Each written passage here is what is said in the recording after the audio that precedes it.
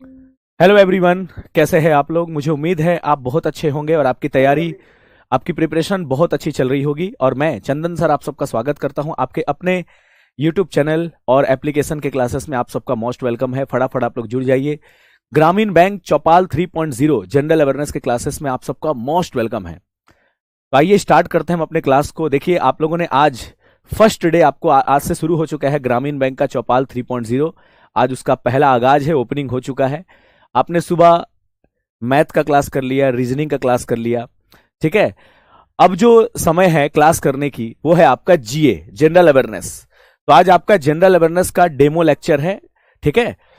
Demo इसलिए जरूरी है क्योंकि हम ये देख सके कि सामने वाले टीचर जो हमको पढ़ा रहे हैं वो कैसा पढ़ा रहे हैं, उनका पढ़ाने का स्टाइल, उनका पढ़ाने का तरीका, उनका समझाने का अंदाज हमको समझ आ रहा है कि नहीं। अगर समझ आ रहा है तो फिर क्लास को कंटिन्यू करेंगे, नहीं समझ में आ रहा है तो फिर नहीं करेंगे। इसलिए डेमो होना बहुत जरूरी है। आज के समय में इस कॉम्पिटिटिव माहौल में डेमो बहुत जरूरी है। तो इसलिए डेमो का क्लास हमने रखा है कि अभी 3 दिन यूट्यूब पर जो है वो डेमो चलेगा। उसके बाद फिर आप लोग का ये क्लास पूरा का पूरा एप्लीकेशन पर शिफ्ट हो जाएगा।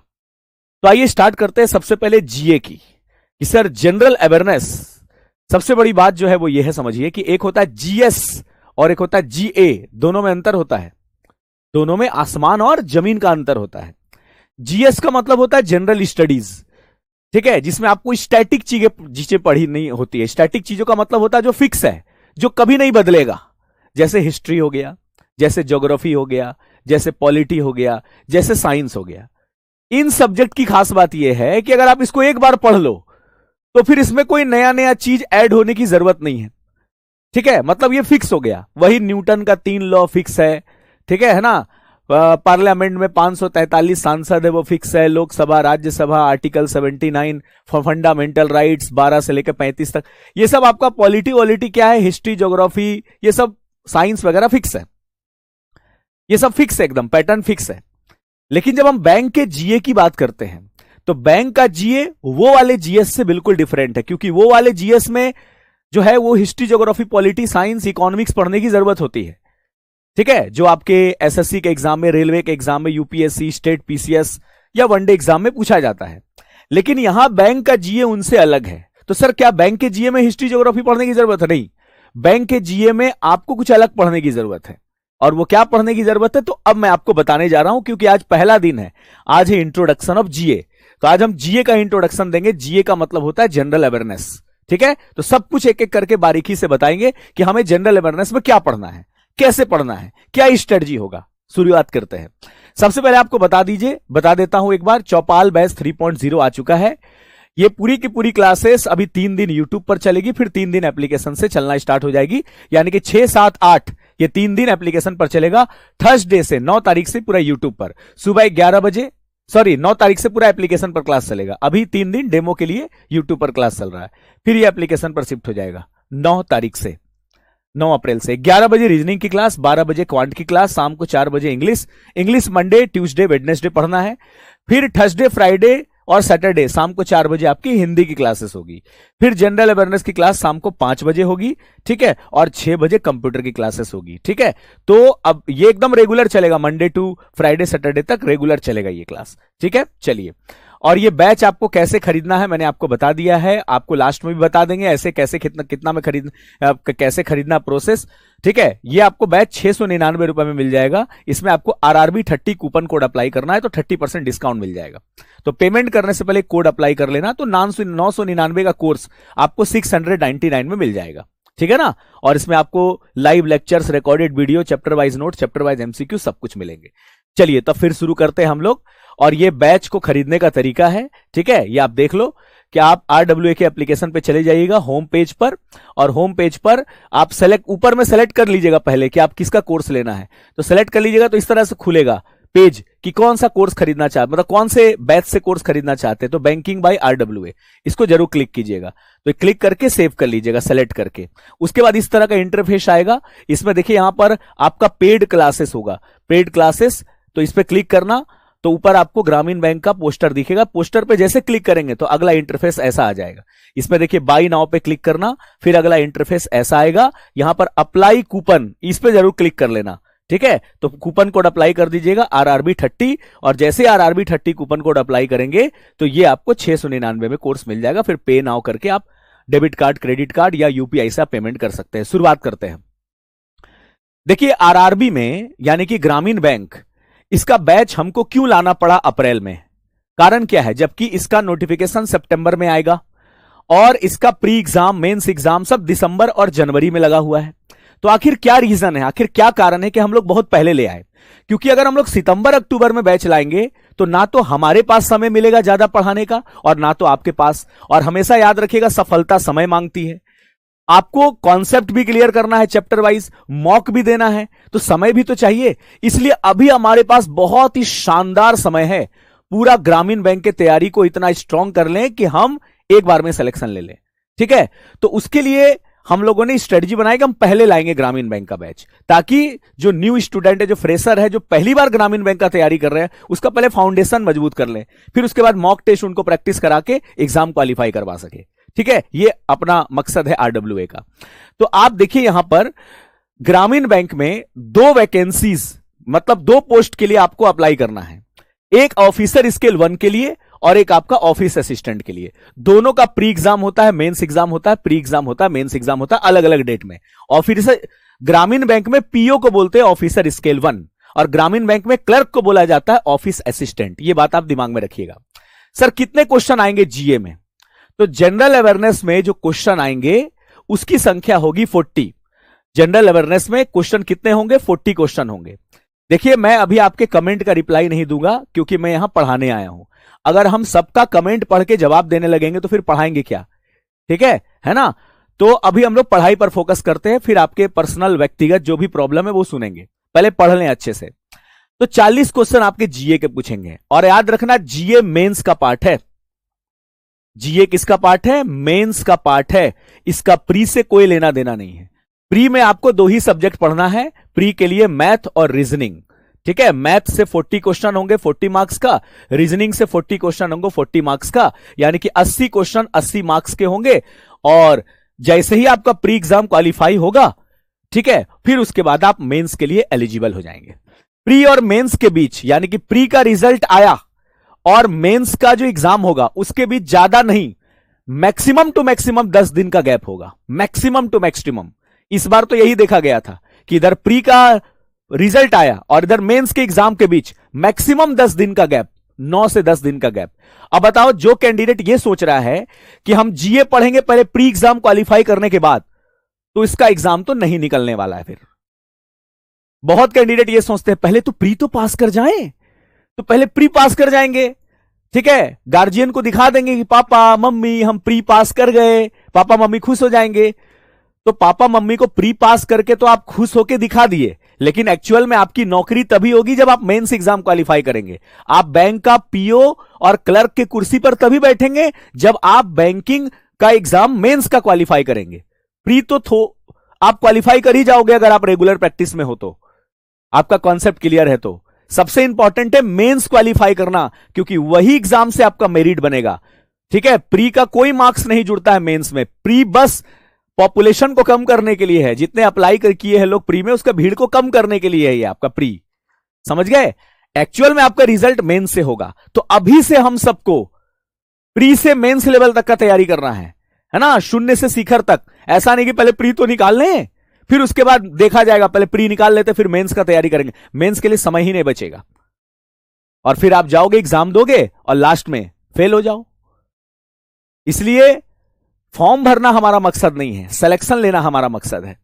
ठीक है, तो अभी से आपको प्री टू मेंस लेवल का तैयारी हम लोग भी करा रहे हैं और आपको भी कराना है, आपको भी करना है। ऐसा नहीं कि हमारे सारे टीचर्स केवल प्री लेवल का पढ़ाएंगे, सब प्री से मेंस लेवल का पढ़ाएंगे। खूब प्रैक्टिस कराएंगे आपको सेलेक्ट कराने के लिए। तो ये जो जीए सब्जेक्ट है ये आपका 40 क्वेश्चन पूछेगा आपका मेंस में, याद रखना। अब सवाल है कि सर जीए में पढ़ना क्या है, कौन कौन से सब्जेक्ट हमें टच करने हैं जीए में? ठीक है, तो जीए में आपको 3 सब्जेक्ट पढ़ना, आप देख लो। हिंदी और इंग्लिश दोनों में लिख के लाए हैं, टेंशन नहीं लेना, हम बाइलिंगुअल पढ़ाएंगे। ऐसा मत समझिएगा सर आप केवल इंग्लिश मीडियम में पढ़ाएंगे क्या, मैं तो हिंदी मीडियम हूं, मुझे कैसे समझ में आएगा। तो आप एकदम टेंशन मत लीजिए, आपको हिंदी में पढ़ाया जाएगा और इंग्लिश वालों को लगेगा इंग्लिश में पढ़ा रहे, हिंदी मीडियम को शुद्ध हिंदी में पढ़ाएंगे एकदम। ठीक है, तो देखिए 3 सब्जेक्ट आपको जीए में पढ़ना, इससे ज्यादा कुछ नहीं। सबसे पहले पढ़ना आपको बैंकिंग एंड फाइनेंशियल अवेयरनेस, जो आज तक आपने कहीं नहीं पढ़ा, पहली बार आप पढ़ेंगे बहुत बेहतरीन तरीके से, एकदम बेसिक से एडवांस लेवल तक सब कुछ। तो बैंकिंग एंड फाइनेंशियल अवेयरनेस आपको पढ़ना है, ठीक है ना। अब बैंकिंग एंड फाइनेंशियल अवेयरनेस भी आपको 2 तरह का पढ़ना है। एक static banking and financial awareness पढ़ना है। स्टैटिक का मतलब जो चैप्टर पहले से फिक्स है, जिसमें बदलाव होने की संभावना जल्दी नहीं होती है। जैसे जितने भी इंपॉर्टेंट चैप्टर है बैंकिंग एंड फाइनेंशियल अवेयरनेस के, जैसे बैंक क्या होता है, कितने टाइप के बैंक होते हैं, कितने टाइप के बैंक अकाउंट होते हैं, आरबीआई क्या होता है, मॉनेटरी पॉलिसी यानी कि मौद्रिक नीति क्या होता है, एनपीए क्या होता है, ठीक है, प्रायोरिटी सेक्टर्स लेंडिंग क्या होता है, फिस्कल पॉलिसी वगैरह क्या होता है ना, निगोशिएबल इंस्ट्रूमेंट्स वगैरह, तो बेजल नॉर्म्स वगैरह, तो ये सब क्या है, ये सब आपका बैंकिंग एंड फाइनेंशियल अवेयरनेस के फिक्स चैप्टर है, स्टैटिक चैप्टर है। और एक आपको पढ़ना है बैंकिंग एंड फाइनेंशियल अवेयरनेस का करेंट अफेयर। एक आपको पढ़ना है बैंकिंग एंड फाइनेंशियल अवेयरनेस का करेंट अफेयर, ठीक है। याद रखना 2 तरह का बैंकिंग एंड फाइनेंशियल अवेयरनेस पढ़ना है, दोनों ही तरह का आता है एग्जाम में। एक स्टैटिक बैंकिंग अवेयरनेस जो हम आपको एप्लीकेशन पर पढ़ाएंगे चैप्टर वाइज, और एक आपको करेंट अफेयर वाला बैंकिंग अवेयरनेस। अब आप बोलेंगे सर ये करेंट अफेयर वाला बैंकिंग अवेयरनेस आप कहां पढ़ाते हैं, तो ये हम पढ़ाते हैं डेली सुबह 6:30 से 8, डेली सुबह 6:30 से 8 चंदन सर की करेंट अफेयर की क्लास होती है, बहुत शानदार। इसको आप देख लीजिएगा तो आपको करेंट अफेयर से मोहब्बत हो जाएगा, ठीक है। करेंट अफेयर की क्लास होती है 6:30 से 8, जिसमें सबसे पहले आधा घंटा, सबसे पहले का जो स्टार्टिंग का आधा घंटा है, उसमें हम बैंकिंग, फाइनेंस और इकोनॉमी का करेंट अफेयर कवर कराते हैं, आधा घंटा।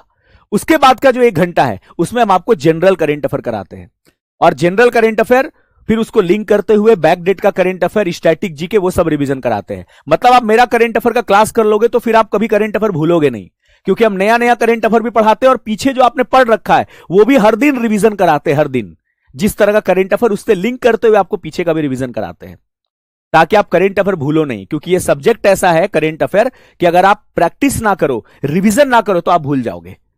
तो आप एक कल से सुबह का करंट अफेयर का क्लास करना, 1.5 घंटे का क्लास इसीलिए हम रखे हैं कि सबसे पहले आधा घंटा हम बैंकिंग, फाइनेंस का, इकोनॉमी का करंट अफेयर कराएंगे, बहुत अच्छे से सब समझ में आएगा, दिल बाग बाग हो जाएगा आपका पढ़ के। और 7 से 8 वो हम आपको जनरल करंट अफेयर। तो एक तो आपको बैंकिंग एंड फाइनेंशियल अवेयरनेस पढ़ना है, और एक आपको पढ़ना है जनरल करंट अफेयर। बताएंगे जनरल करंट अफेयर में क्या क्या पढ़ना है, इसमें क्या क्या पढ़ना है, और एक आपका स्टैटिक जीके। बस ये 3 सब्जेक्ट आपको पढ़ने हैं, banking and financial awareness, general current affair और static GK. History, geography, polity, science कुछ भी नहीं पढ़ना है, तो ये सबसे अच्छी बात है ना। तो banking and financial awareness, general current affair, static GK, यही 3 पढ़ना है। अब आप बोलेंगे सर ये बताइए, देखिए हिंदी में मैंने लिखा है, हिंदी मीडियम वाले बैंकिंग और वित्तीय जागरूकता के बारे में पढ़ना है, और एक आपका सामान्य जो समसामयिक घटनाएं होती है ये पढ़ना है, ठीक है। सामान्य जनरल करंट अफेयर क्या होता है, यही जो आप एसएससी और रेलवे में पढ़ते हैं। एसएससी और रेलवे में सब कौन सा करंट अफेयर आता है, जनरल करंट अफेयर। बैंकिंग के एग्जाम में 2 तरह का करंट अफेयर पढ़ना है आपको, जनरल करंट अफेयर भी जो एसएससी और रेलवे के एग्जाम में आता है, और एक आपका बैंकिंग एंड फाइनेंस वाला करंट अफेयर, ठीक है। ये आपको दिमाग में रखना है, ठीक है। और एक आपका स्टैटिक जीके पूछेगा। अब देखिए सर जनरल करंट अफेयर में क्या क्या पढ़ना है सर, देखिए जनरल करंट अफेयर का ये सिलेबस है। देखिए जनरल करंट अफेयर में, ठीक है, एक आपको नियुक्ति के बारे में पढ़ना। चलो हम हिंदी में आपको बता देते हैं, क्योंकि आप लोग मैक्सिमम हिंदी मीडियम के स्टूडेंट हैं तो प्रायोरिटी हिंदी में देते हैं। नियुक्तियां पढ़ना है, अपॉइंटमेंट पढ़ना है, पुरस्कार से सवाल पूछे जाते हैं, किसको कौन सा अवार्ड मिला, खेल से रिलेटेड न्यूज पूछते जाते एग्जाम में, किसमें भारत किस इंडेक्स में कौन से नंबर पे है, तो सूचकांक और रैंकिंग से सवाल आते हैं। साइंस एंड टेक्नोलॉजी का कोई करंट अफेयर आया तो उससे आपको सवाल पूछेगा। डिफेंस से रिलेटेड कोई करंट अफेयर है तो वो पूछेगा। अंतरिक्ष से रिलेटेड कोई कौन सैटेलाइट, रॉकेट वगैरह लॉन्च हुआ है नासा के द्वारा, इसरो के द्वारा, तो ये सब आपका पूछा जाएगा। जितने भी इंपॉर्टेंट शिखर सम्मेलन है, जितने भी सम्मेलन है, जैसे G7 summit, G20 summit, BRICS summit, ये सब आपसे पूछेगा। राज्य से रिलेटेड, स्टेट से रिलेटेड कोई करंट अफेयर है तो वहां से सवाल पूछे जाएंगे। केंद्र और राज्य सरकार की जितनी भी योजनाएं हैं, अरे बाप रे बाप, ये तो हॉट टॉपिक्स है, कम से कम 2-3 क्वेश्चन मिनिमम रहता है आपका सेंट्रल और स्टेट गवर्नमेंट की स्कीम से। तो राज्य और केंद्र सरकार की सभी योजनाएं डिटेल में आपको पढ़ाएंगे, ठीक है। जितने भी जीआई टैग अलग अलग प्रोडक्ट्स को मिले हैं वो आपको पढ़ना है, जितने भी समझौते और एमओयू साइन हो रहे हैं अलग अलग कंपनी से अलग अलग देश के साथ वो हमको पढ़ना है, और जितने भी इंटरनेशनल ऑर्गेनाइजेशन से रिलेटेड कोई न्यूज है तो वो आपको पढ़ना है, जैसे आईएमएफ से रिलेटेड न्यूज, वर्ल्ड बैंक से रिलेटेड न्यूज, ये सब आपको पढ़ना है। ठीक है, तो ये आपका पूरा का पूरा, और मान लीजिए कोई फैक्ट्री का उद्घाटन हुआ तो ये सब के लिए, आपका कोई कंपनी का उद्घाटन हुआ तो वो सब इनॉग्रेशन न्यूज आपको पढ़ना है। तो ये आपके पूरे के पूरे बैंकिंग के जनरल करंट अफेयर है। जी हां, है ना, पूरे के पूरे बैंकिंग के जनरल करंट अफेयर का ये टॉपिक्स है, समझ गए। अच्छा, करंट अफेयर आपको लास्ट 6 मंथ का पढ़ना है, लास्ट 6 महीने का। ठीक है, इसलिए आपको रेगुलर पढ़ने की जरूरत है। आज जो आप अप्रैल से करंट अफेयर पढ़ेंगे वही आपका नवंबर दिसंबर वाले एग्जाम में काम आएगा। ठीक है, तो अभी से रेगुलर अब आपको करंट अफेयर पढ़ना है, कल से सुबह 6:30 बजे करंट अफेयर की क्लास में आके। ठीक है, तो 6 मंथ का करंट अफेयर आपको पढ़ना है, याद रखना। ओके, ये बात मैंने इंग्लिश में भी लिख दिया, आप देख लीजिए, यही है सिलेबस आपका जनरल करंट अफेयर का, यही आपका जनरल करंट अफेयर का सिलेबस है। ठीक है, हम अभी आपका कोई कमेंट नहीं पढ़ रहे, हम आपका अभी कोई जवाब नहीं दे रहे, क्योंकि हम यहां पढ़ाने आए हैं। आप समझिए, ऑनलाइन क्लास में अगर टीचर सबका कमेंट पढ़ने लगे तो पढ़ाएगा कब? तो आप लोगों का कमेंट का रिप्लाई हम देंगे, सब कुछ देंगे। आप लोग जब एप्लीकेशन पे आपकी क्लास चलेगी ना, तो आप लोग को एक टेलीग्राम ग्रुप में भी ऐड किया जाएगा, पेड टेलीग्राम ग्रुप। उसमें डेली 8 से 10 लिंक खुलता है, उसमें आप टीचर से कोई भी सवाल पूछिएगा, उसको आपको जवाब मिलेगा 100%। ठीक है, चलिए, तो आप अभी पढ़िए पहले। ठीक है, चलिए, तो यहां तक समझ गए। ओके, अब बात करते हैं सर बैंकिंग वाला जो सिलेबस है वो आप हमको बता दीजिए कि बैंकिंग में हमको क्या क्या पढ़ना है। बैंकिंग, फाइनेंस और इकोनॉमी का जो सिलेबस है वो देखिए, सिलेबस ये है। पहले आपको हिंदी में दिखा देते हैं, ये देखो सिलेबस है। जीए का परिचय, आज पहला दिन है। दूसरा, बैंक में कितने प्रकार के खाते होते हैं, महत्वपूर्ण वित्तीय समावेशन योजना, विदेशी खातों के प्रकार, मौद्रिक नीति, बैंकों के प्रकार, अखिल भारतीय वित्तीय सेवाएं, डिजिटल बैंकिंग, बैंकिंग लोकपाल योजना, एनपीए, पराक्रम लिखित जिसको निगोशिएबल इंस्ट्रूमेंट कहते हैं, प्रायोरिटी सेक्टर्स लेंडिंग। ठीक है, बैंकिंग अवेयरनेस थोड़ा इंग्लिश में पढ़ना कंफर्टेबल होता है, वैसे टेंशन ना लो, हम दोनों भाषा में पढ़ाएंगे आपको। ठीक है, तो देखिए आपका इंट्रोडक्शन ऑफ जीए आज पहला क्लास है, इसमें हम आपको कवर करा रहे हैं। दूसरा, आपका टाइप्स ऑफ बैंक अकाउंट आपको पढ़ना है, बैंक में कितने टाइप के अकाउंट होते हैं। तीसरा, जितने भी इंपॉर्टेंट फिनेंशियल इंक्लूजन स्कीम्स है ना, तो ये सब आपको पढ़ना है। उसके बाद टाइप्स ऑफ फॉरेन अकाउंट के बारे में पढ़ना है, सब हम लोग चैप्टर्स में पढ़ाएंगे डिटेल में। उसके बाद मॉनेटरी पॉलिसी के बारे में पढ़ना है, मौद्रिक नीति, टाइप्स ऑफ बैंक, जितने भी भारत में बैंक है अलग अलग टाइप के, सबके बारे में डिटेल में पढ़ेंगे, सब कुछ डिटेल में पढ़ेंगे एकदम। ठीक है, ऑल इंडिया फाइनेंशियल इंस्टीट्यूशंस पढ़ना है। उसके बाद डिजिटल बैंकिंग पढ़ना है, बैंकिंग अम्बुड्समैन स्कीम पढ़ना है, नॉन परफॉर्मिंग एसेट्स एनपीए पढ़ना है, निगोशिएबल इंस्ट्रूमेंट्स पढ़ना है, और प्रायोरिटी सेक्टर्स लेंडिंग। 12 चैप्टर यहां हो गए। अब 13वां चैप्टर आपको दिखाते हैं, इंपॉर्टेंट जितने भी कोड्स बैंक में इस्तेमाल होते हैं वो पढ़ना है, स्मॉल सेविंग स्कीम्स पढ़ना है, टाइप्स ऑफ सिक्योरिटी, बैंक में जो हम गिरवी रखते हैं वो गिरवी कितने प्रकार के होते हैं, लोन एक्सपोजर फ्रेमवर्क के बारे में पढ़ना है, टाइप्स ऑफ रिस्क बैंक में कितने प्रकार के होते हैं वो पढ़ना है, बेजल नॉर्म्स बहुत हॉट टॉपिक से ही आपको पढ़ना है, महंगाई इन्फ्लेशन के बारे में पढ़ना है, राष्ट्रीय आय नेशनल इनकम जिसमें जीडीपी, जीएनपी, एनडीपी, एनएनपी के बारे में हम लोग पढ़ते हैं वो पढ़ेंगे, फिस्कल पॉलिसी जिसमें टैक्स और बजट के बारे में पढ़ेंगे, सरकार का जीएसटी वगैरह, income tax, corporate tax, tax का कैलकुलेशन कैसे होता है, आईटीआर फॉर्म कैसे भरते हैं, कौन सा भरते हैं, सब भरेंगे। और फॉरेन ट्रेड आपको पढ़ना है, और फॉरेन ट्रेड मतलब विदेशी मुद्रा, डॉलर, रुपया कैसे, balance of trade, balance of payment, सब कुछ पढ़ाएंगे यहां पर। ठीक है, और आपका सबसे इंपॉर्टेंट इंटरनेशनल ऑर्गेनाइजेशन। अच्छा, एक चैप्टर जो हमसे छूट रहा है वो हम यहां पर लिखना भूल गए, हमको याद आ गया, वो हम लिख देते हैं। आपका जो सबसे इंपॉर्टेंट है फिनेंशियल मार्केट, वो हम यहां पर टाइप करना भूल गए हैं, तो वो तो पढ़ाना ही पड़ेगा, ये तो जान और जहान है। फिनेंशियल मार्केट पढ़ाएंगे आपको। फिनेंशियल मार्केट का मतलब वही शेयर बाजार, बहुत लोगों को शेयर बाजार नहीं समझ में आता है। Nifty 50, Sensex, NSC, BSc, share कैसे ऊपर नीचे जाता है, ठीक है, आईपीओ क्या होता है, बहुत लोगों को पता नहीं, तो सब हम आपको डिटेल में पढ़ाएंगे एकदम। ठीक है, फिनेंशियल मार्केट यानी कि वित्तीय बाजार। ठीक है, वित्तीय बाजार आपको पढ़ना है। फाइनेंशियल मार्केट में मनी मार्केट, कैपिटल मार्केट, ये सब चीज आपको डिटेल में पढ़ाया जाएगा, डेरिवेटिव्स वगैरह सब। ठीक है, तो फाइनेंशियल मार्केट आपको पढ़ना है। तो ये पूरे 24 चैप्टर हो गए, इससे बाहर कुछ नहीं, इससे बाहर कुछ भी नहीं, पूरा का पूरा एकदम फाउंडेशन से, बेसिक से पढ़ाया जाएगा पूरा। तो ये 24 हॉट टॉपिक्स है जो आपको 3 से 3.5 महीने में कंप्लीट कर दिया जाएगा अच्छे से, बहुत अच्छे से। ठीक है, तो ये आपको पूरा डिटेल में पढ़ाया जाएगा, इसका chapter wise note, chapter wise MCQ, सब कुछ देंगे आप लोगों को। और ये है आपका इसका हिंदी जो मैंने अभी आपको बताया। ठीक है ना, वो हो गया। तो ये हो गया बैंकिंग का सिलेबस। ठीक है, अब बात करते हैं स्टैटिक जीके में क्या पढ़ना। देखिए स्टैटिक जीके तो समुंदर है, बहुत सारा कुछ है, लेकिन हॉट टॉपिक सर बैंकिंग वाला स्टैटिक जीके बताइए। देखिए स्टैटिक जीके से बैंकिंग में जो सवाल पूछा जाता है ना, वो करेंट अफेयर से निकाल के पूछा जाता है।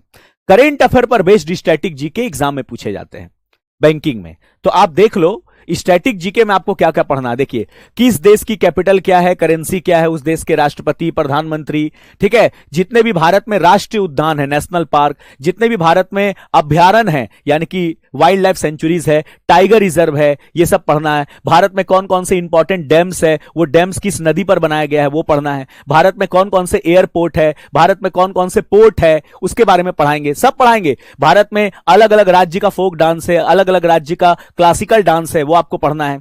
भारत में जितने भी मंदिर है उसके बारे में आपको पढ़ना है, विश्व के प्रमुख मंदिर पढ़ना है। जितने भी नदियों के कौन कौन से शहर किस नदी के किनारे बसे हुए वो आपको पढ़ना है।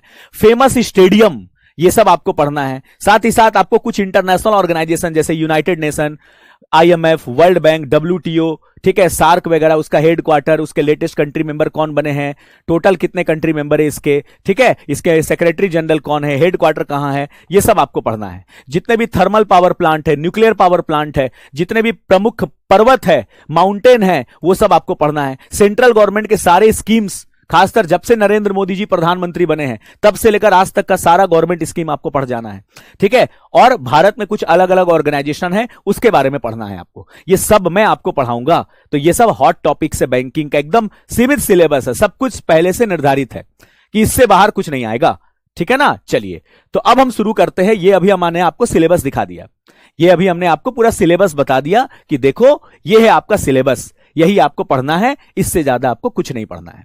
तो सबसे पहले तो जानना पड़ेगा सर, हर चीज के लिए, कोई भी एग्जाम का तैयारी कर रहे हो, सबसे पहले उसका सिलेबस पर पकड़ होना जरूरी है।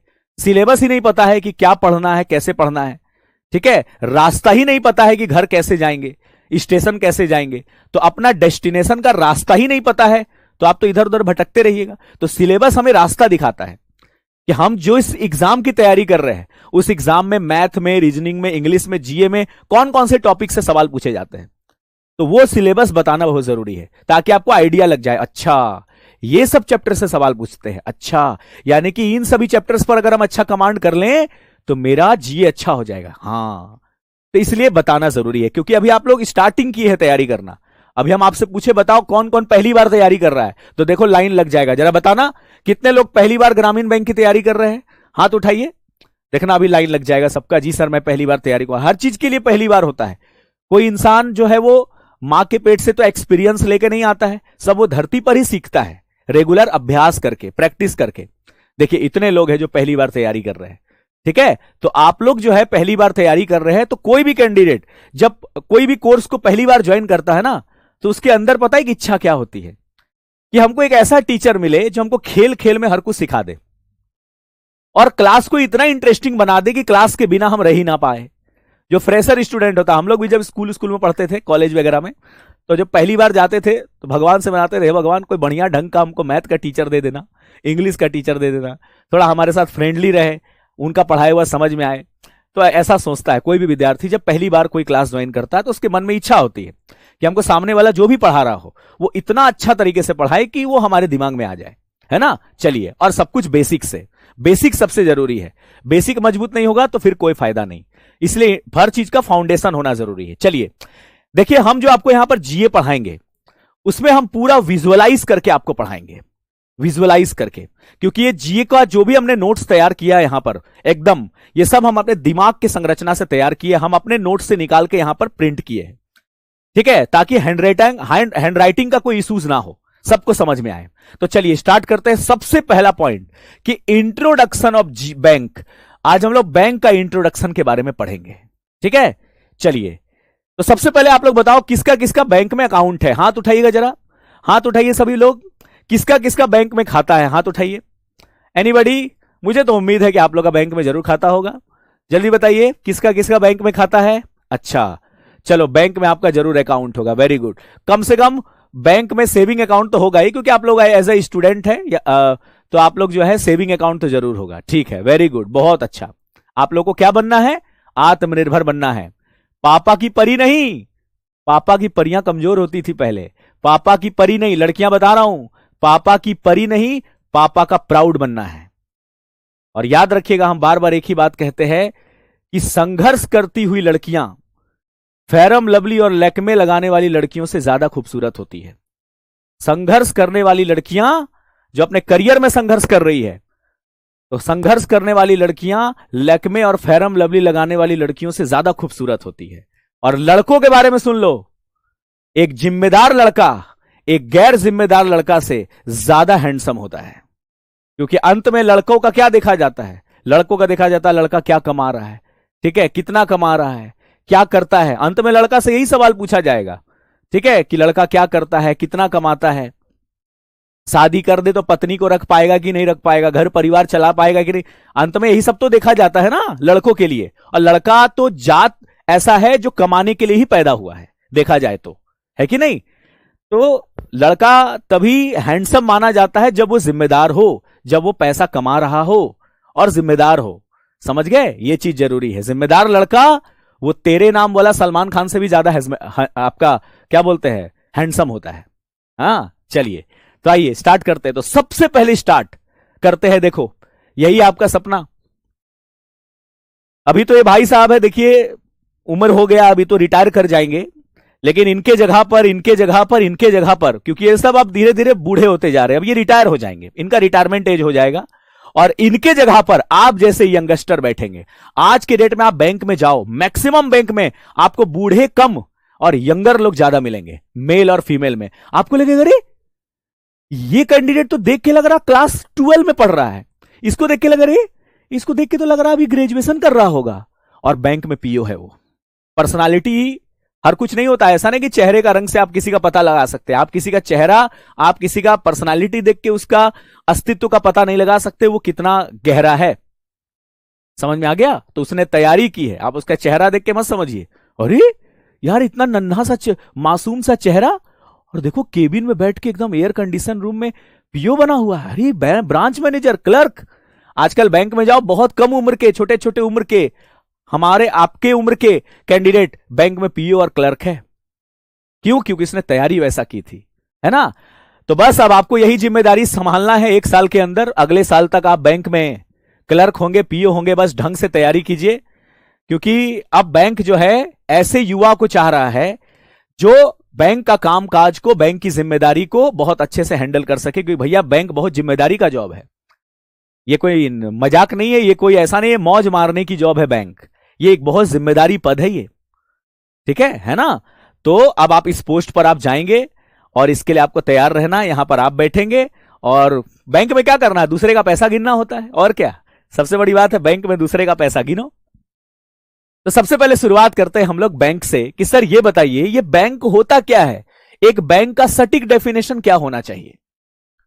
इसको मैंने बाइलिंगुअल लिखा है, ठीक है।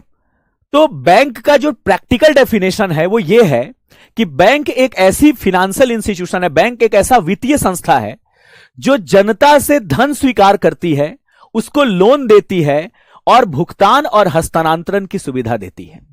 कितना अच्छा डेफिनेशन है कि बैंक एक फाइनेंशियल इंस्टीट्यूशन है। सही बात है, बैंक कोई मछली बाजार तो है नहीं कि वहां जाके मछली खरीदेंगे, बैंक कोई सब्जी बाजार तो है नहीं कि वहां से जाके सब्जी खरीदेंगे। तो बैंक क्या है, एक फाइनेंशियल इंस्टीट्यूशन है। फाइनेंशियल इंस्टीट्यूशन का जहां पर पैसे का लेन देन होता हो उसको हम फाइनेंशियल इंस्टीट्यूशन कहते हैं। तो बैंक एक वित्तीय संस्था है और वहां पर काम क्या होता है, वो लोगों से धन स्वीकार करती है, लोगों को बोलती है कि तुम पैसा लाओ, मेरे यहां अकाउंट खुलवाओ, सेविंग अकाउंट, करेंट अकाउंट खुलवाओ, आरडी अकाउंट खुलवाओ, एफडी करवाओ, हम तुमको उसके बदले में इंटरेस्ट देंगे। तुम पैसा अपने घर के तिजोरी में रखोगे, वॉलेट में रखोगे, पर्स में, तो तुमको क्या मिलेगा, कोई ब्याज नहीं मिलेगा।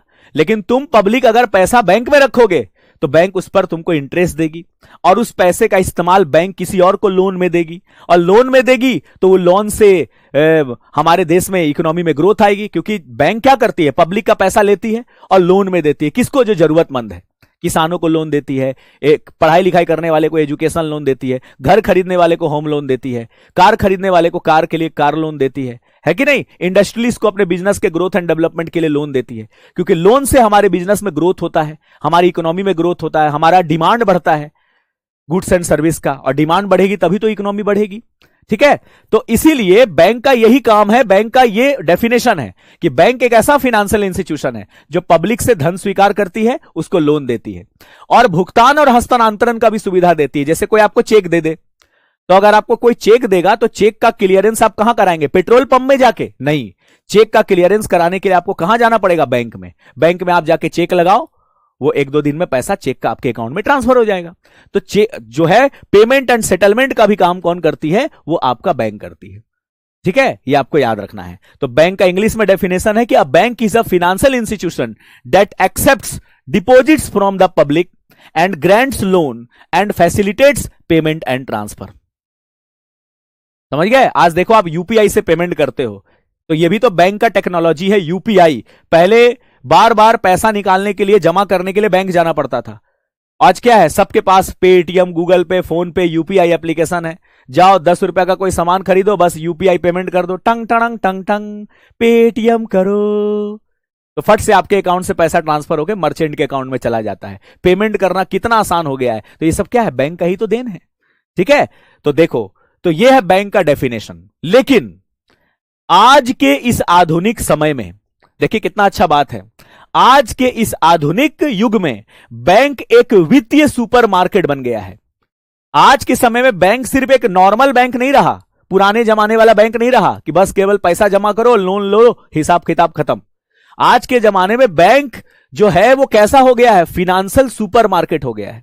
ये एक बहुत इंपॉर्टेंट सेंटेंस है, फिनेंशियल सुपरमार्केट। जैसे आप लोग बाजार, बिग बाजार जाते हो ना, विशाल मेगा मार्ट वगैरह, शॉपिंग मॉल, तो देखते हो शॉपिंग मॉल में हर कुछ मिलता है।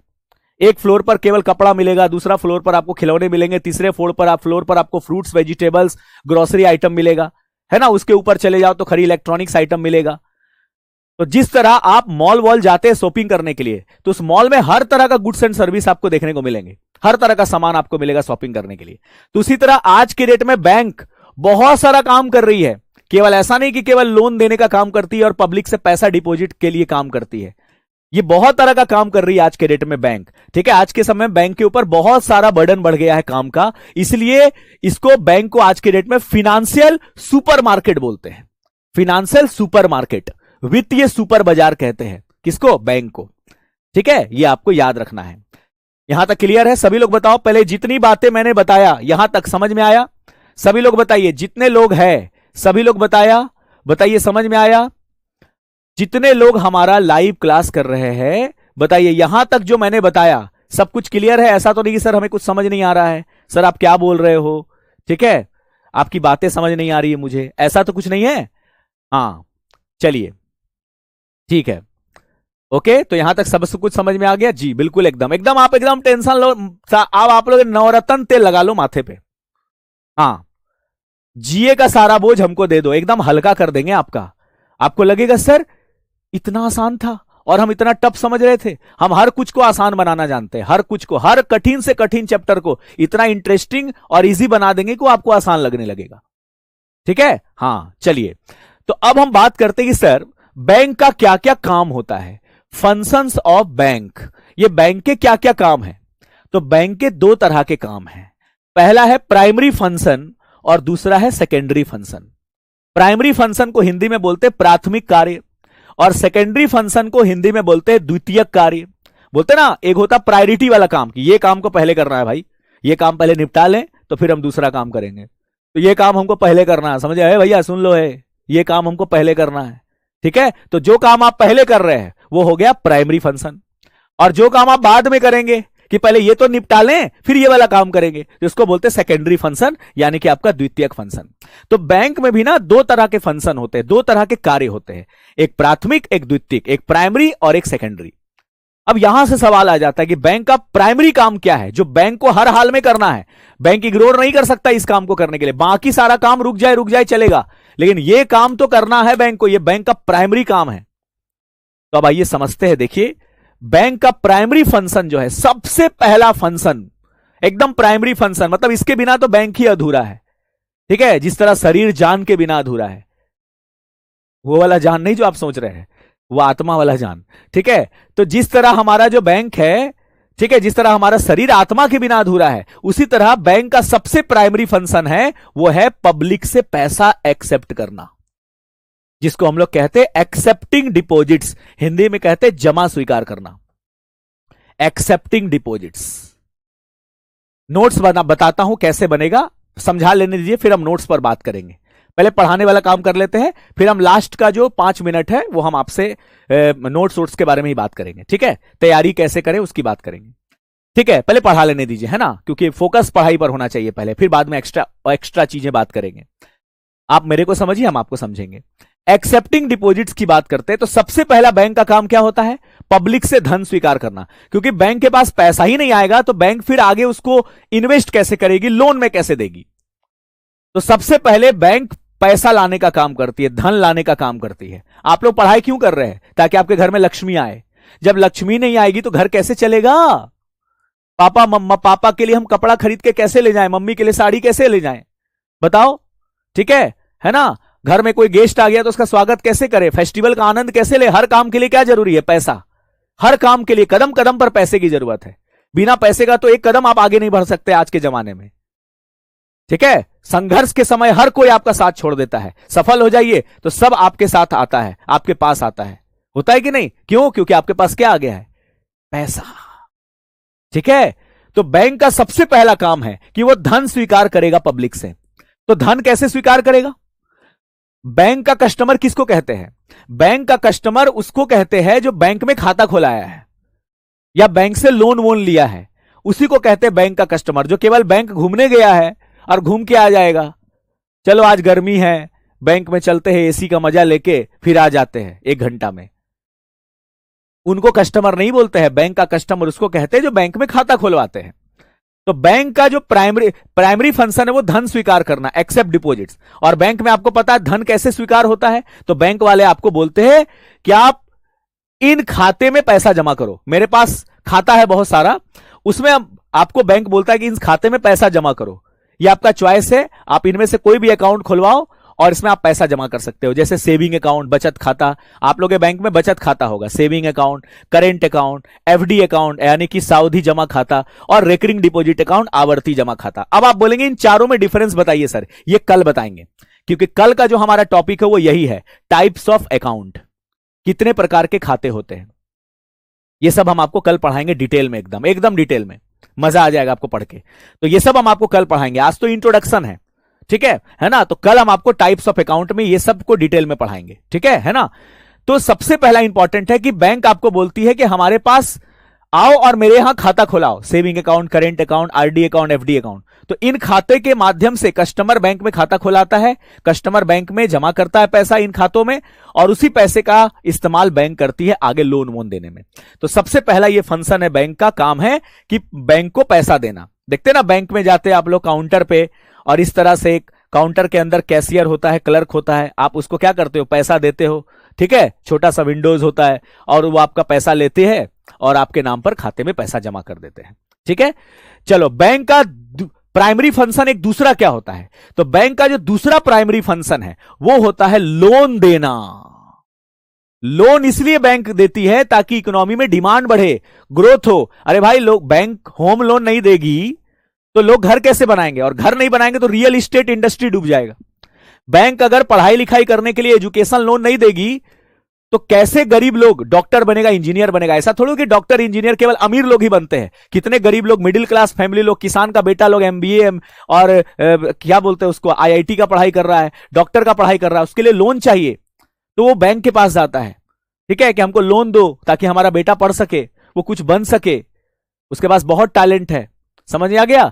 तो पढ़ेगा नहीं भारत तो कैसे बढ़ेगा भारत? और पढ़ने के लिए पैसा चाहिए, हायर एजुकेशन के लिए। तो हायर एजुकेशन के लिए बैंक आपको लोन देती है कि लो पढ़ो, पढ़ के कुछ बनो, ठीक है। तो ये हो गया एजुकेशन लोन। पर्सनल लोन, अब आपको घर में रेफ्रिजरेटर खरीदना है, एसी खरीदना है, फ्रिज खरीदना है, ठीक है ना।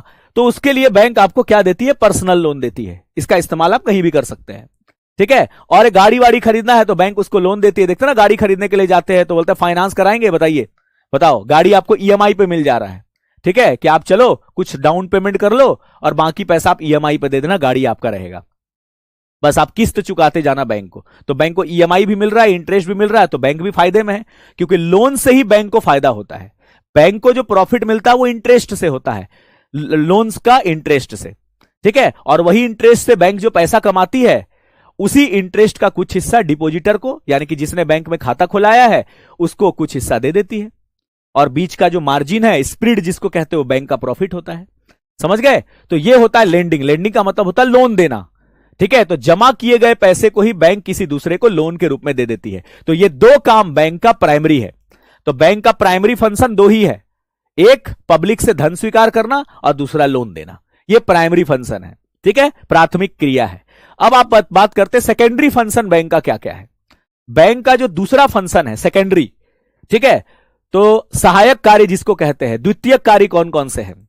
तो बैंक कुछ और भी एक्स्ट्रा सर्विस देते हैं कस्टमर को, ठीक है, जिसको हम लोग सेकेंडरी फंक्शन कहते हैं। जैसे बैंक आपके लिए एजेंसी का काम करती है। एजेंसी, एजेंसी का मतलब जैसे आपको कोई चेक दिया, कोई दिया चेक, 1 लाख रुपए का चेक दिया कि जा सिमरन जा, जी ले अपनी जिंदगी। तो मान लीजिए कोई आपको 1 लाख रुपए का चेक दिया सिमरन को कि सिमरन 1 लाख रुपए का चेक और जा जी ले अपनी जिंदगी। तो आप बताओ, ये 1 लाख रुपए का चेक को आप कैश में कन्वर्ट करोगे ना, आप उसको अपने पहले बैंक अकाउंट में लोगे, तो ये चेक का क्लियरेंस कौन करेगा? कौन करेगा? कौन करेगा? पेट्रोल पंप, मछली बाजार में जाएंगे? कहां जाएंगे? सब्जी बाजार में क्लियरेंस कराने के लिए नहीं। तो इस चेक को लेकर आप कहां जाएंगे? आप बैंक जाएंगे, क्योंकि बैंक ही आपके चेक का पैसा को क्लियर करेगा और आपके अकाउंट में जमा करेगा। ठीक है, तो ये याद रखना। तो ये बैंक का पहला, बैंक का जो सेकेंडरी फंक्शन है वो है आपका सबसे पहला एजेंसी फंक्शन के रूप में, वो आपके चेक को कलेक्ट करता है, उसका पैसा को क्लियरेंस करता है। ठीक है ना? तो ये आपको याद रखना है, वेरी वेरी इंपॉर्टेंट है। एजेंसी फंक्शन का काम करता है। आजकल तो भाई एक नया सिस्टम चला है, ऑटोमेटिक पेमेंट, जिसको हम लोग ईसीएस कहते हैं, इलेक्ट्रॉनिक क्लियरिंग सिस्टम कहते हैं, या हम इसको ऑटोमेटेड पेमेंट कहते हैं। देखते हैं ना, बहुत लोग अमेजॉन का सब्सक्रिप्शन लिए हैं कि मूवी उवी देखेंगे, अमेजॉन प्राइम का सब्सक्रिप्शन लेके रखे हैं जो ओटीटी प्लेटफॉर्म है, या नेटफ्लिक्स का सब्सक्रिप्शन लेके रखे हैं कि धुरंधर पिक्चर वहां देखेंगे, या और बहुत भी फिल्म रिलीज होता है नेटफ्लिक्स पर, उसको देखेंगे। तो उसके लिए आपको सब्सक्रिप्शन लेना पड़ता है, मंथली या ईयरली। तो मान लीजिए हमने 300 रुपया महीने का सब्सक्रिप्शन लिया, ठीक है। अब 300 महीने का सब्सक्रिप्शन लिया, तो वहां पर जब आप सब्सक्रिप्शन लेंगे ना, तो वहां पर पूछा जाता है कि क्या आप इसको ऑटोमेटिक पेमेंट मोड में कन्वर्ट करना चाहते हैं। तो जैसे आप एक्टिवेट करेंगे तो ऑटोमेटिक उस डेट में आपके अकाउंट से पैसा कट जाएगा। आपको टेंशन लेने की जरूरत नहीं है, वो सारा टेंशन बैंक लेके बैठा है। ठीक है, ऑटोमेटिक उस डेट में आपके अकाउंट से हर महीना एक तारीख आएगा, मतलब 2 तारीख या 3 तारीख या 5 तारीख, तो उस तारीख को आपके अकाउंट से पैसा कट जाएगा, ऑटो डेबिट हो जाएगा। ठीक है, बैंक से पैसा कट जाएगा और वो सब्सक्रिप्शन आपका चलता रहेगा लॉन्ग टर्म तक। ठीक है, या आप मान लीजिए बैंक से लोन लिए, तो उसका ईएमआई आप भरते हैं, अब आपको डेट याद नहीं रहता है, तो आप ऑटोमेटिक जो है वो सेट कर सकते हैं कि किस डेट को आपको ईएमआई भरना है। बैंक का मोबाइल एप्लीकेशन से या नेट बैंकिंग से आप फिक्स कर दो, या बैंक में जाके आप आवेदन दे दो कि हम लोन का ईएमआई चुका रहे हैं, मैं बैंक को दरख्वास्त करता हूं कि इस तारीख को मेरे अकाउंट से पैसा काट लिया जाए। तो ऑटोमेटिक आप जिस डेट को बोलिएगा, 10 तारीख 5 तारीख, ऑटोमेटिक उस तारीख को आपके अकाउंट से पैसा कट जाएगा। तो ये सारा टेंशन बैंक लिया है, आपको याद करने की भी जरूरत नहीं है डेट वेट। मान लीजिए आप इंश्योरेंस किए, इंश्योरेंस पॉलिसी लिए है, तो उसका प्रीमियम भरते हैं, तो प्रीमियम का डेट भूल जाते हैं, आप बैंक को बोल दो। ठीक है, या खुद आप नेट बैंकिंग से या मोबाइल बैंकिंग से परमिशन लगा दो कि हमको इतना तारीख को प्रीमियम पे करना है इंश्योरेंस का, तो ऑटोमेटिक उस डेट को आपका इंश्योरेंस प्रीमियम आपके अकाउंट से कट जाएगा और जमा हो जाएगा। ठीक है, इंश्योरेंस कंपनी के पास। ठीक है, वो प्रीमियम, तो ये सब बैंक कर रहा है, ये सब सारा काम एजेंसी का भी काम कर रहा है। तो ये है बैंक का सेकेंडरी फंक्शन। उसके बाद बैंक का एक और फंक्शन है, ये जनरल यूटिलिटी फंक्शन, यानी कि सामान्य सेवा। जैसे आप बैंक में खाता खुलाते हैं, तो बैंक की जिम्मेदारी है ये कि आपके घर तक डेबिट कार्ड भिजवाए। देखते ना, आप बैंक में खाता खुलाते हैं, ऑटोमेटिक 1 सप्ताह के बाद, 10 दिन के बाद आपका पोस्ट ऑफिस से, डाकिया से या कुरियर से आपके घर में आ जाता है, हेलो ठक ठक, मिस्टर अजय कुमार बोल रहे हैं? जी हाँ जी, आपका एटीएम कार्ड आया है। ऑटोमेटिक आपके खाते में, आपके पास, आपके घर तक आ जाता है एटीएम कार्ड, ताकि आप एटीएम से पैसा निकाल सके। प्राइवेट बैंक में खाता खोलाएंगे तो साथ ही साथ एटीएम कार्ड, पासबुक, चेकबुक सब दे देगा साथ ही साथ। 5 मिनट में खाता खोल देगा और आपको सब कुछ, पासबुक, चेकबुक और डेबिट कार्ड सब कुछ दे देगा आपको साथ ही साथ। लेकिन सरकारी बैंक में क्या होता है, पहले खाता खोलाओ और फिर 7 दिन 10 दिन के बाद आपके अकाउंट, आपके घर तक ऑटोमेटिक आ जाता है, क्या आपके जो रजिस्टर्ड एड्रेस है उस पर ऑटोमेटिक आ जाएगा आपका डेबिट कार्ड। अच्छा, बैंक आजकल एक और फैसिलिटी देने लगी है आपका, वो है लॉकर फैसिलिटी। ये सब सेकेंडरी फंक्शन में आता है।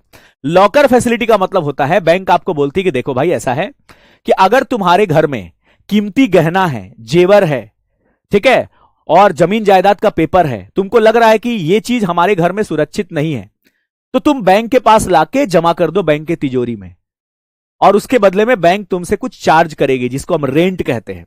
मान लीजिए आपके घर में बहुत सारा कीमती गहना जेवर है, आपको लग रहा है यार गहना जेवर हम घर पे रखेंगे, कभी बाहर चले गए चोरी हो गया तो आप गहना जेवर या कीमती जो भी जायदाद आपका डॉक्यूमेंट्स है जमीन जायदाद का, वो आप बैंक का तिजोरी में रख दो, लॉकर में, और उसके बदले में बैंक आपसे हर महीना जो है वो कुछ चार्ज करेगी रेंट के रूप में, जो बैंक का कमाई होगा। तो इसी को कहते हैं लॉकर फैसिलिटी। ठीक है ना, याद रखना। उसके बाद बात करते हैं हम लोग, बैंक आपको आजकल ऑनलाइन बैंकिंग की सुविधा दे रहा है। बैंक खुद नहीं चाहता है, बैंक चाहता ही नहीं कि कस्टमर बार बार बैंक का ब्रांच आए, वो घर में ही बैठ के पैसा जमा कर ले, पैसा ट्रांसफर कर ले। बैंक चाहता है कि भाई कम कस्टमर आए मेरे बैंक में, ठीक है, क्योंकि आजकल का बैंक डिजिटल बैंक हो गया है। ठीक है, नेट बैंकिंग की सुविधा, हर बैंक का अपना अपना ऑफिशियल एप्लीकेशन है, जैसे एसबीआई का योनो एप्लीकेशन है, हर बैंक का अपना अपना ऑफिशियल एप्लीकेशन है। उस एप्लीकेशन के माध्यम से आप किसी के अकाउंट में पैसा भेज सकते हैं, अपने अकाउंट में पैसा मंगा सकते हैं, मोबाइल रिचार्ज कर सकते हैं, multiple types of bill payment कर सकते हैं, डेबिट कार्ड के लिए अप्लाई कर सकते हैं, क्रेडिट कार्ड के लिए अप्लाई कर सकते हैं, चेकबुक के लिए अप्लाई कर सकते हैं। सब कुछ आपको घर बैठे मिल गया है, बस इंटरनेट आना चाहिए चलाना, मोबाइल चलाना आना चाहिए। ठीक है, व्हाट्सएप फेसबुक चलाने से काम नहीं चलेगा, थोड़ा सा आपको नेट बैंकिंग चलाना आना चाहिए, वो सीख जाता है आदमी। हर बैंक का अपना अपना एक मोबाइल एप्लीकेशन आ गया, वहां से भी आप लेन देन कर सकते हैं। तो वो ऑनलाइन बैंकिंग की सुविधा भी आपको बैंक दे रही है, ताकि आप घर बैठे बैठे पैसा ट्रांसफर कर सके। समझ में आ गया, यूपीआई से, एनईएफटी से, आरटीजीएस से। ठीक है, नहीं तो फिर आप बैंक के ब्रांच जाके कर लो ये सब काम। तो ये सब क्या है, आपका जनरल, आपका यूटिलिटी फंक्शन है। तो ये सब आपका सेकेंडरी फंक्शन में आता है, ये सब आपका सेकेंडरी फंक्शन में। तो समझिए, तो बैंक का जो प्राइमरी फंक्शन है वो क्या है, तो बैंक का ये प्राइमरी फंक्शन है पब्लिक से पैसा स्वीकार करना और दूसरा लोन देना। और बैंक का जो सेकेंडरी फंक्शन है वो है एक एजेंसी वाला फंक्शन, चेक वेक का पैसा क्लियरेंस करना और ATM, debit card, locker facility, ये सब की सुविधा देना ऑनलाइन बैंकिंग का। तो ये सब सेकेंडरी फंक्शन है। तो बताओ क्लास कैसा लगा। तो ये हमारा आज का फर्स्ट क्लास था, जिसमें हमने आपको इंट्रोडक्शन ऑफ जीए बता दिया कि क्या जीए का सिलेबस है, क्या क्या आपको पढ़ना है और कैसे कैसे हम आपको पढ़ाएंगे। और पहला टॉपिक जो है इंट्रोडक्शन ऑफ बैंकिंग का, वो मैंने आपको बता दिया। कल हम आपको पढ़ाएंगे बैंक में कितने प्रकार के खाते होते हैं डिटेल में। ठीक है, इसी तरह से हम लोग पढ़ेंगे। और देखो, सुबह 6:30 बजे मेरी करेंट अफेयर की क्लासेस होती है, बहुत शानदार, डेली 6:30 बजे। कहां पर, तो बैंकिंग बाय रोजगार विद अंकित यूट्यूब चैनल पर। यह एप्लीकेशन पर नहीं होता है, बैंकिंग बाय रोजगार विद अंकित यूट्यूब चैनल पर होती है, जिसमें हम आपको बैंकिंग का करंट अफेयर और जनरल करंट अफेयर सब कुछ कवर कराएंगे बहुत अच्छे से डिटेल में। ठीक है, याद रखना। अब फिर से आप एक बार देख लो, चौपाल बैच जो इनरोल नहीं किए हैं वो इनरोल कैसे करेंगे। तो चौपाल बैच 3.0 ये आ चुका है, स्टार्ट हो चुका है आज से। तो इसके लिए आपको एक कूपन कोड अप्लाई करना है, जिसका नाम है RRB 30। तो जैसे RRB 30 कूपन कोड अप्लाई करेंगे, ये कोर्स आपको 999 की जगह 699 में मिल जाएगा। ठीक है, इसमें आपको सभी एक्सपर्ट फैकल्टीज, एक्सपीरियंस फैकल्टी पढ़ाएंगे, अपने अपने चैप्टर सब्जेक्ट में माहिर है। Live lectures, recorded video, chapter wise note, chapter wise MCQs, worksheet, PDF सब कुछ दिए जाएंगे आपको। डेली क्लासेस होगी, सुबह 11 बजे रीजनिंग की, दोपहर 12 बजे क्वांट की, शाम को 4 बजे इंग्लिश की और हिंदी की। आपका हिंदी और इंग्लिश दोनों चलेगा, मंडे ट्यूसडे वेडनेसडे इंग्लिश और थर्सडे फ्राइडे सैटरडे हिंदी। ठीक है, हिंदी इंग्लिश में दोनों में से कोई एक पेपर आपको अटेम्प्ट करना है। जीए का शाम को 5 बजे और कंप्यूटर का शाम 6 बजे। लास्ट पॉइंट यही कहेंगे, जो कैंडिडेट कह रहे कि क्या नोट्स बनाना चाहिए, मैं कहूंगा बनाना चाहिए, क्योंकि अभी आप लोग फाउंडेशन पढ़ रहे हैं। नोट्स खुद से बनाइएगा ना तो चीजें आपको याद रहेगी लॉन्ग टर्म तक। ठीक है, हम लोग तो आपको बोर्ड पीडीएफ देंगे, आप लोगों को हैंड रिटन नोट्स भी मिलेगा, हमारी टीम आपको बना के देगी बाइलिंगुअल। लेकिन मैं चाहता हूं कि आप खुद से भी नोट्स बनाओ, खुद से, क्योंकि पहली बार कोई चीज आप पढ़ रहे हैं ना, तो उसका नोट्स बनाना बहुत जरूरी हो जाता है। ठीक है ना। तो पहले आप लोग बढ़िया से पूरा कोर्स कंप्लीट कर लीजिए, उसके बाद आप रेगुलर मॉक टेस्ट दीजिएगा। मॉक भी हम लोग अवेलेबल कराएंगे आपके लिए एप्लीकेशन पर, ताकि आप मॉक प्रैक्टिस करके एग्जाम क्वालिफाई कर सके। क्योंकि बैंकिंग का एग्जाम क्वालिफाई करने के लिए 2 ही चीजें जरूरी है। पहला, आप अपना कॉन्सेप्ट क्लियर कीजिए चैप्टर वाइज, सब्जेक्ट वाइज, उसके बाद रेगुलर मॉक दीजिए और नोट्स जरूर बनाइए। मेरा मानना है नोट्स बनाना चाहिए। चलिए मिलते हैं कल सुबह 6:30 के करंट अफेयर के क्लास में। कैसा लगा आज का क्लास कमेंट करके जरूर बताइएगा। Thank you so much.